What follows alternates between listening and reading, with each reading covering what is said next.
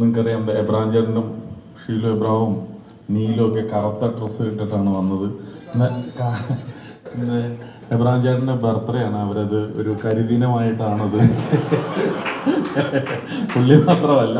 അപ്പൊ അതുകൊണ്ടിട്ടാണ് 13-ാം തീയതി പൊതുവെ പിന്നെ വണ്ടിയുടെ നമ്പർ പ്ലേറ്റുകളാണെങ്കിലും അല്ലെങ്കിൽ ഈ ഹോട്ടലുകളിലെ റൂമൊക്കെ ആണെങ്കിലും കുറച്ച് നോക്കിയത് എടുക്കാറുള്ളത്. അപ്പൊ അതുകൊണ്ടിട്ട് പൊതുവെ ഡിമാൻഡ് കുറവാണ്. പുള്ളിക്ക് മാത്രമേ അതുകൊണ്ട് ഡിമാൻഡ് ഉള്ളൂ. അപ്പൊ അതുകൊണ്ടിട്ട് അതൊരു വളരെ നല്ല കാര്യം. പിന്നെ ഈ കഴിഞ്ഞ കുറച്ച് ദിവസങ്ങളായിട്ട് ഇതിന്റെ ഡേറ്റ് എന്ന് 12-ാം തീയതി വെക്കണോ 13-ാം തീയതി വെക്കണോ എന്നുള്ളൊരു കൺഫ്യൂഷനൊക്കെ ഉണ്ടായിരുന്നു. എനിക്കത് അറിയാവുന്നതാണ്. അപ്പം ധ്യാനിന്റെ ഒരു ഡേറ്റ് ഉണ്ട്. ധ്യാനിന് ഒരു തമിഴ് സിനിമയിൽ പോയി അഭിനയിക്കുകയാണെങ്കിൽ പെർ ഡേ 5 ലക്ഷം രൂപ കിട്ടുന്ന ഒരു കാര്യമുള്ളത് കൊണ്ടിട്ട് അതിനു വേണ്ടിയിട്ട് സഹകരിച്ചു കൊടുത്താണ്. അപ്പൊ അതുകൊണ്ടിട്ട് വീണ്ടും 13-ാം തീയതിയിലേക്ക് മാറ്റാൻ വേണ്ടിയിട്ട് ഇരുന്ന് കഴിഞ്ഞപ്പം എബ്രാഹിം ചേട്ടന് 12-ാം തീയതി തന്നെ വെക്കാൻ വേണ്ടിയിട്ട് ഇരുന്നപ്പം എബ്രാഹിം ചേട്ടന് അത്യാവശ്യമായിട്ട് ബോംബെക്ക് പോകേണ്ട വന്നു. അപ്പൊ ഞാൻ ഓർത്ത് എന്തെങ്കിലും റിക്രൂട്ട്മെന്റിന്റെ ഒരു വലിയ ബിസിനസ് കിട്ടിയിട്ടുണ്ടെന്നുള്ളത്.